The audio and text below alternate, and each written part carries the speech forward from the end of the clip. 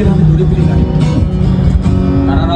তারারা যেরকম হয়ে থাকে বলা বাহুল্য সেটি তার ব্যতিক্রম ছিল।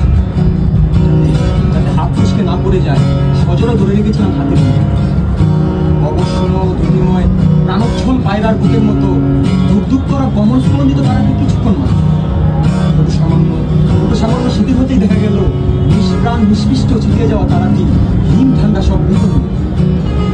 এসব সবই যেন মানুষের জীবনের মতো অনেকটা টবে। মেজানাজ্য তার রাঙা চোখ পাকিয়ে বলে ওঠে, ও কি করছো?